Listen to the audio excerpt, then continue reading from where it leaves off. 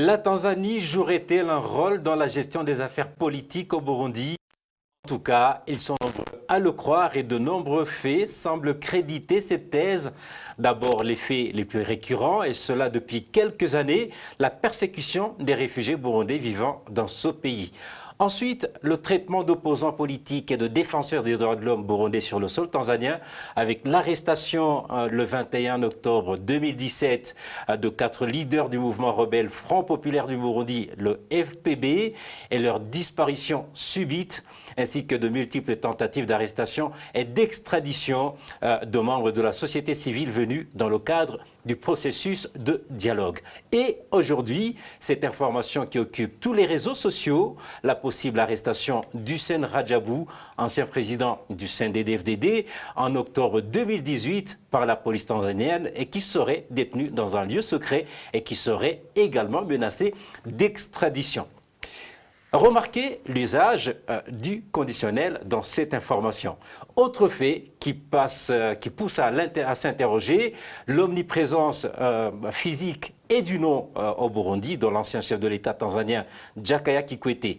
Dans un laps d'une dizaine de jours, il s'est rendu au Burundi d'abord pour la prestation de serment d'Evariste Ndayishimiye et ensuite pour l'inhumation de Pierre Nkurunziza. Naturellement, sa part prépondérante dans le commerce du carburant au Burundi n'est plus approuvée. Ces faits et bien d'autres, donc, qui interpellent? Et donc, des questions à l'appel. Questions que nous allons poser à nos invités.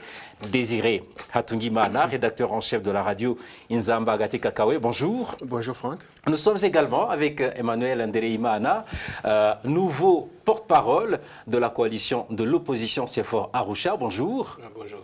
En fait, peut-on parler de promotion? Si vous voulez, comme vous voulez. C'est juste une affaire interne dans la maison. Quoi qu'il en soit, toutes nos félicitations. Merci. À toutes, à tous, bonjour, bonsoir, bienvenue. Parlons d'abord du fait le plus récent. La circulation depuis quelques jours d'informations faisant état d'une possible arrestation, je dis bien d'une possible arrestation d'Hussein Radjabou en octobre 2018 en Tanzanie et qu'il serait détenu dans un lieu secret. Emmanuel Ndereimana, on sait qu'à un moment donné, vous avez été proche. Auriez-vous des informations sur ce fait? Oui, bon, je ne fais que lire ce que je vois sur les réseaux sociaux, mais quelque chose de précis sur cette histoire, vraiment, je ne possède rien comme information. J'ai été étonné, et si c'est le cas, ce serait vraiment dommage. Vu son histoire, comment il a été arrêté au Burundi et emprisonné par miracle, je ne sais pas comment expliquer ça, et il est parvenu à sortir de la prison.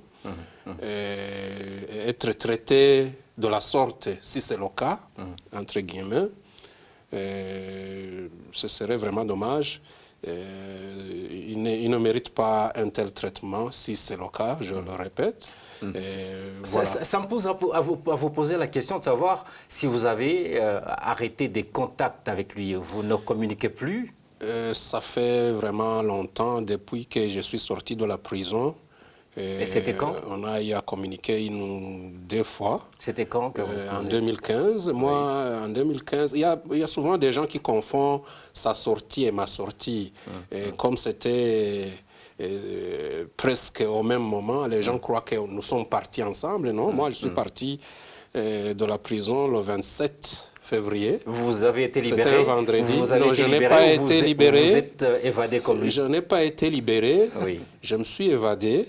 Mais mon histoire de sortir de la prison, il y a des autorités, il y a une autorité, malheureusement, il ne vit plus, qui m'a aidé à être libre parce qu'il comprenait que j'étais en prison injustement. Merci. Alors, Radjabou est sorti dimanche, le 1er mars, et depuis, j'ai eu de ces nouvelles et puis plus rien jusque-là.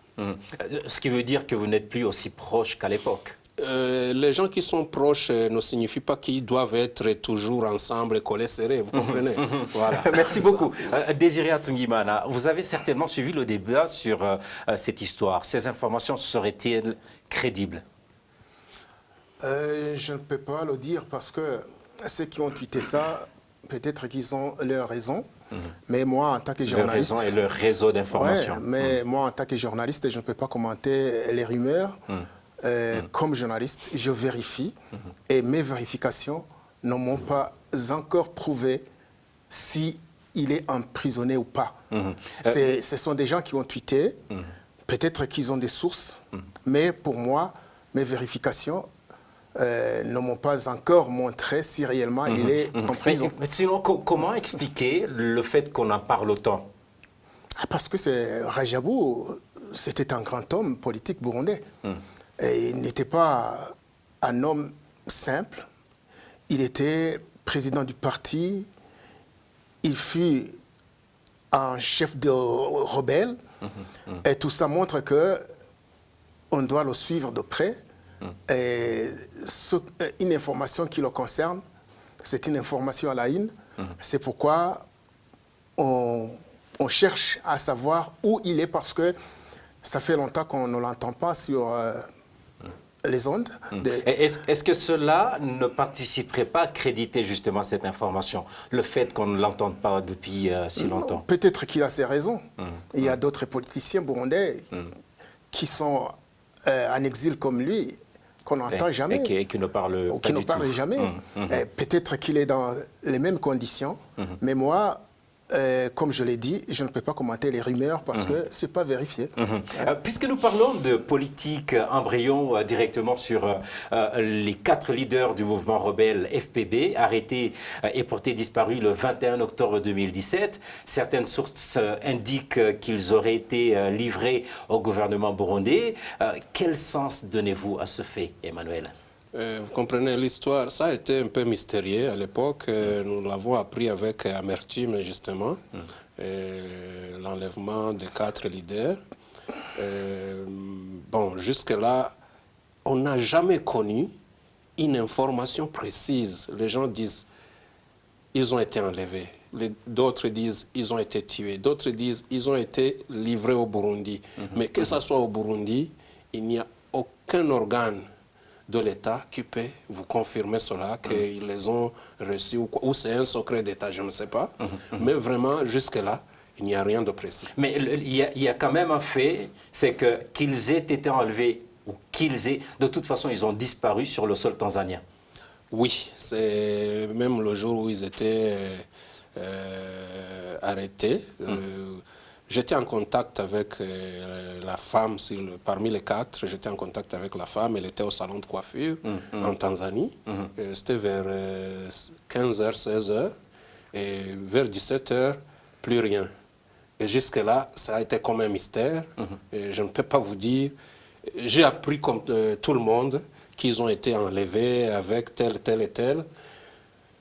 Voilà, c'est dommage. Jusque-là, personne n'est venu m'éclairer ou éclairer l'opinion.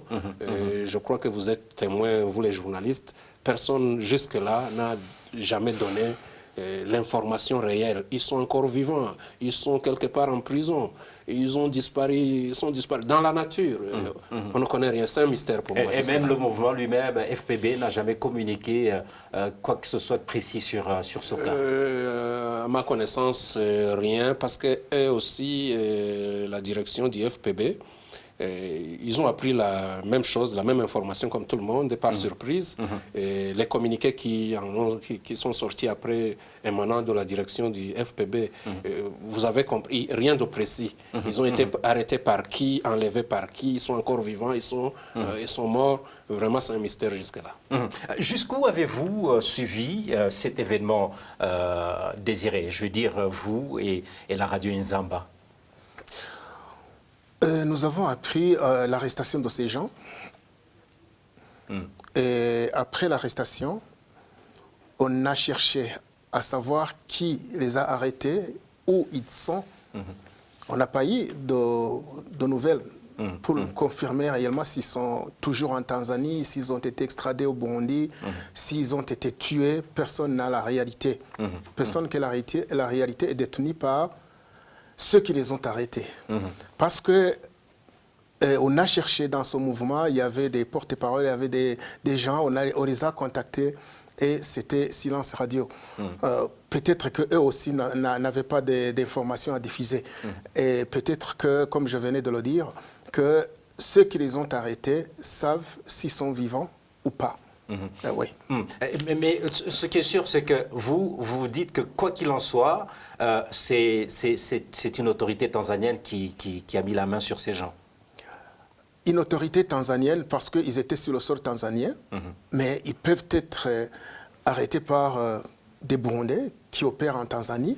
Mais, de connivence. Ouais, mais ce qui est sûr, c'est qu'ils ont été arrêtés en Tanzanie. Oui.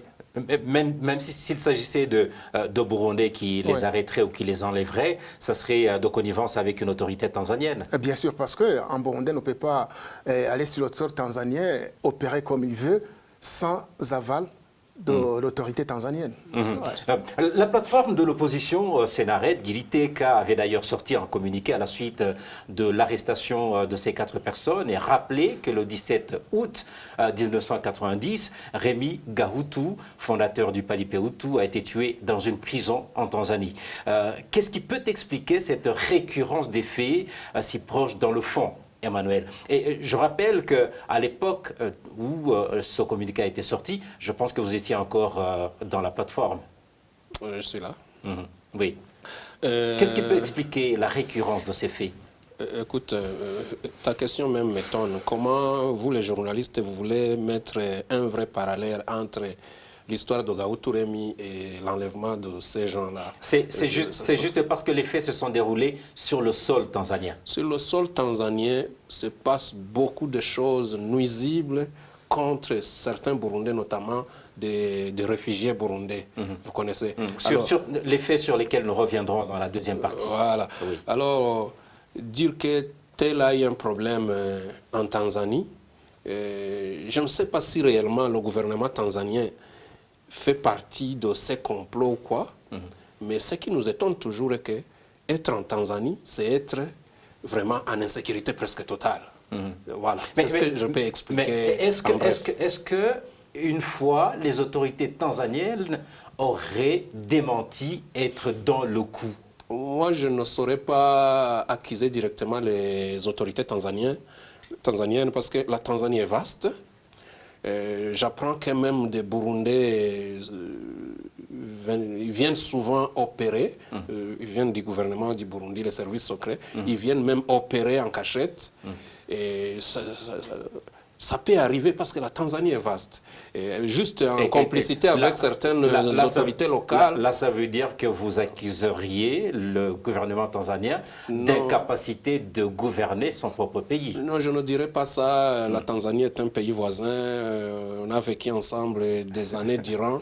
La Tanzanie héberge beaucoup de réfugiés. C'est de la diplomatie que vous utilisez. Vous prenez ça comme vous voulez, mais je vous dis ce que je pense. Et la Tanzanie nous a toujours hébergés. Nous avons des milliers de réfugiés là-bas, bien que par ici, par là, nous apprenons la maltraitance et c'est dommage. Et comme vous dites, ce que je peux confirmer et affirmer là, est que pour le moment, se retrouver en Tanzanie est un problème.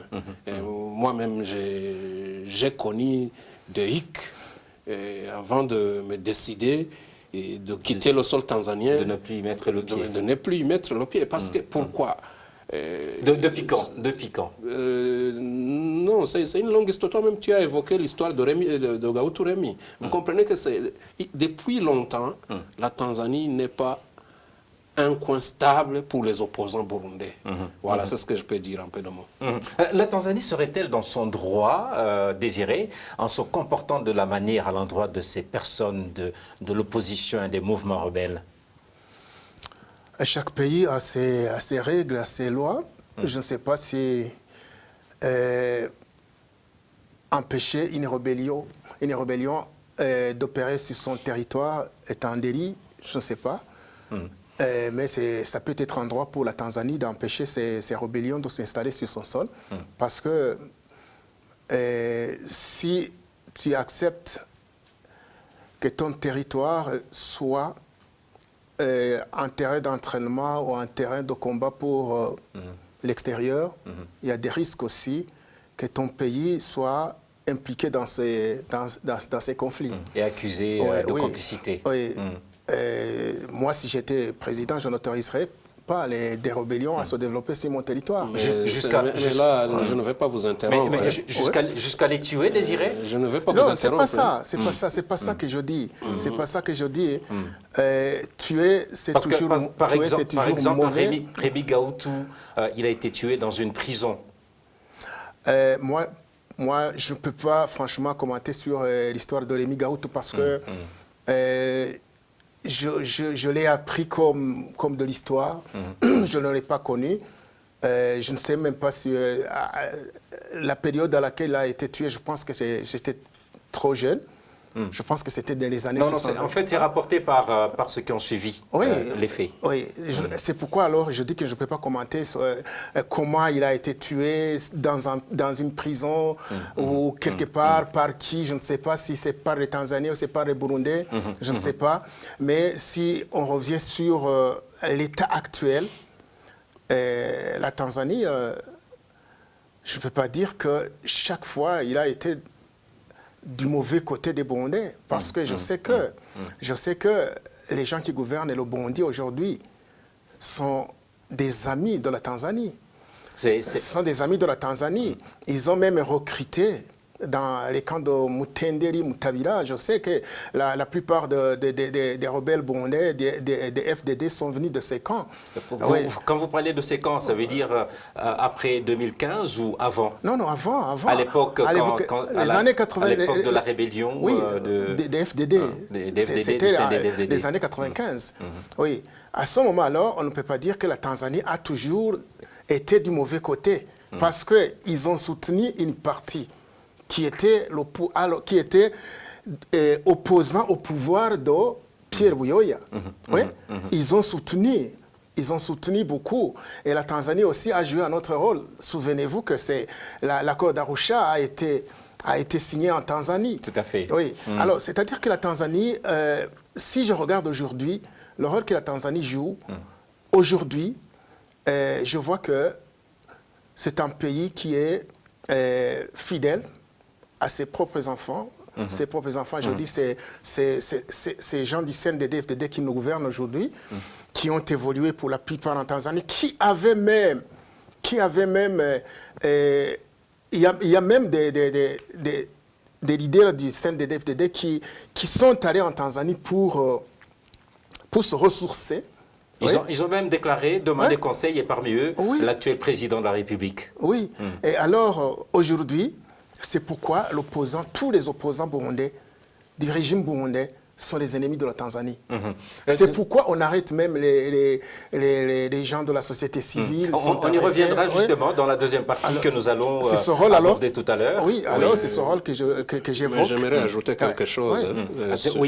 Rapidement. Rapidement, oui. Bon, j'avais quelques informations à l'époque de l'arrestation des autorités du FPB. Oui. Pas qu'ils étaient sur le sol tanzanien en tant que former une rébellion là-bas. Non. Ils s'étaient donné rendez-vous de se rencontrer en Tanzanie parce que les hommes qu'ils commandaient étaient au Burundi, pas en Tanzanie. Parce que le général Jérémy, le colonel Edouard, ils sortaient directement de l'armée burundaise. Alors, ils avaient des complices, des amis dans l'armée burundaise. Alors, ils organisaient cette rébellion à l'intérieur du pays. Et en tant que leader, ils étaient à l'extérieur. Ils se sont donné rendez-vous en Tanzanie, comme ils pouvaient décider de se rencontrer à Cairo, à Kinshasa, à Kigali ou n'importe où. Vous comprenez? Alors, leur arrestation, leur enlèvement sur le sol tanzanien, c'est là où les autorités tanzaniennes doivent répondre parce que c'était en Tanzanie. Mais pas qu'ils formaient la rébellion en Tanzanie, à ce que je sache. Quoi. Ah, non, d'accord. Merci beaucoup pour cette précision. Je rappelle que vous suivez le Club de la Presse, une émission produite en synergie par la télévision Renaissance et les radios RPA et Inzamba. Aujourd'hui, cette édition s'interroge sur la part de la Tanzanie dans la gestion des affaires politiques au Burundi. Nous en parlons avec Emmanuel Ndereimana, porte-parole de la coalition de l'opposition CEFOR Arusha, et Désiré Hatungimana, rédacteur en chef de la radio Inzamba. Nous parlions dans la première partie de politique, mais la société civile n'est pas non plus épargnée. On se souvient notamment de la tentative d'arrestation et d'extradition de Pacifique Nyahaze. Emmanuel, vous en avez entendu parler? Tout ce qui passe par les médias, nous apprenons ça. C'est dommage que les gens se fassent arrêter juste pour une opinion ou pour des idées ou pour une organisation connue, même sur le sol burundais. C'est très dommage. On se demande à un moment donné, mais d'où nous allons? Comment cette cacophonie entre les gens qui peuvent bien parler du pays ou les gens qui ont des idées contraires à ce que pensent les autorités et qui sont toujours condamnés à être arrêtés, emprisonnés, tués ou forcés à l'exil. Voilà. C'est très dommage tout ça. Bref, c'est lamentable. Pour préciser, pour un peu ajouter à cette histoire de Pacifique Nyahaze, précisons qu'il a été sauvé in extremis par l'intervention des anciens chefs de l'État. Je pense que c'était Domitien Daïzeye et Jean-Baptiste Bagaza. Mais en tout cas, ce sont deux anciens chefs de l'État qui sont intervenus pour le tirer des griffes de la police tanzanienne. Désiré, qu'est-ce qui peut bien motiver le gouvernement tanzanien à se comporter de la sorte? Le gouvernement tanzanien est parrain du Burundi. C'est-à-dire que les autorités burundaises qui gouvernent ce pays aujourd'hui sont passées par la Tanzanie. Quand ils cherchent conseil, ils vont en Tanzanie. Alors la Tanzanie ne peut pas les lâcher parce que c'est le parrain du Burundi. Et aujourd'hui, alors que des gens vont en Tanzanie et se réclament de l'opposition, ils deviennent automatiquement ennemis de la Tanzanie qui soutient le Burundi. C'est pourquoi vous voyez chaque fois ces réfugiés burundais qui, pour la plupart, n'étaient même pas des politiciens, étaient des gens qui ont fui parce que leur sécurité était menacée, sont persécutés en Tanzanie. Parce qu'ils sont assimilés aux opposants, alors qu'ils ne sont pas des opposants. Et parmi eux, peut-être qu'il y a certains opposants. Mais la plupart sont des gens qui ont fui parce que... Mais c'est également leur droit, non? Oui. Leur droit d'être opposant. Bien sûr, bien sûr. Mais si on regarde comment les réfugiés burundais sont traités en Tanzanie, on dirait que c'était des gens qui menacent la sécurité au Burundi alors qu'ils ont fui parce que leur sécurité était menacée. Mais c'est une contradiction, Désiré. Tout à l'heure, vous aviez parlé de l'accord d'Arusha qui a été signé naturellement en Tanzanie. Mais aujourd'hui, ou plutôt il y a juste quelques temps, il y avait le processus de dialogue interburundais, toujours sur le sol burundais. Ça veut dire que les autorités tanzaniennes, plutôt le sol tanzanien, le gouvernement tanzanien devrait observer une certaine neutralité dans les affaires burundaises. Ce qui n'est pas le cas. C'est pas le cas. C'est pas le cas. Et donc une contradiction. Une contradiction, mais aussi sachez que la Tanzanie, Arusha par exemple, est comme Bruxelles à l'Union européenne. Arusha, c'est là où les autorités de l'East African Community se rencontrent quand ils ont réunion. C'est comme une politique, c'est comme une capitale politique de l'EAC, et qui se rencontrent là-bas pour échanger. C'est tout à fait normal. Mais que la Tanzanie se comporte de la sorte, c'est ce qui est anormal. Je pense que la Tanzanie ne veut pas lâcher le Burundi parce que si on regarde au niveau géopolitique, la Tanzanie est un voisin proche du Burundi. La Tanzanie entretient des relations depuis longtemps avec le Burundi et les Burundais ont sollicité depuis longtemps la Tanzanie quand il y avait des crises. Et la Tanzanie, même si elle ne s'est pas comportée toujours de la bonne manière, la Tanzanie a accueilli depuis longtemps des réfugiés burundais. Comme je le disais en première partie, les réfugiés qui sont partis en 93, après la mort d'Ondadaye, ils étaient casés dans les camps de Nduta, Mutabira. J'ai eu la chance de travailler avec ceux qui ont évolué dans ces camps. Et, aussi, on discutait à la radio Isanganiro, on travaillait ensemble. Ils nous disaient comment on venait recruter des combattants dans ces camps. La Tanzanie, on ne peut pas dire qu'ils n'étaient pas au courant parce que les camps sont surveillés. Donc il y avait une certaine complaisance bien de la sûr, part. Bien sûr. Regardez comment Kikwete, qui était président de la Tanzanie à l'époque. Oui.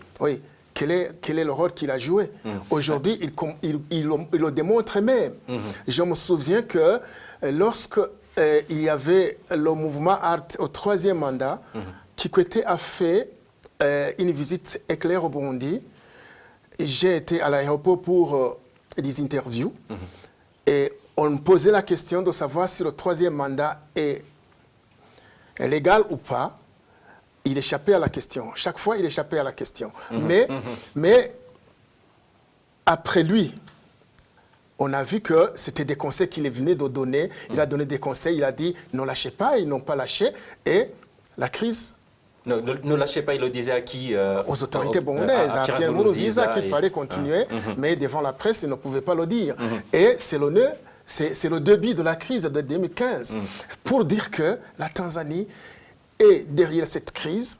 La Tanzanie soutient toujours les autorités burundaises parce que si on le regarde même très bien, elle a été à l'origine, elle a même créé cette crise parce que si la Tanzanie avait dit à Pierre Nkurunziza de ne pas prendre le 3e mandat, on n'en serait pas là. Mais tout s'est fait n'occulte naturellement pas, vous l'avez dit tous les deux, la persécution que subissent les réfugiés burundais vivant en Tanzanie. Est-ce que c'est la même explication, Emmanuel? Oui, quelque part c'est la même explication. Il y a des explications. Il y a une explication politique. Il y a aussi une explication économique. Parce que les gens qui tiennent les rênes du pouvoir, pourquoi la Tanzanie est toujours là pour les conseiller, pour les guider, c'est parce que, souvenez-vous très bien, parce qu'au Burundi, le commerce du pétrole, en grande partie, les financiers, son business n'est pas... Le carburant au Burundi n'est pas un business des Burundais, c'est un business de certains Tanzaniens, dont l'ancien... On parle particulièrement de Jakaya Kikwete, voilà, l'ancien président. Interpétrole. Exact. Alors, vous comprenez que quand il y a problème d'argent, ils sont prêts à tout.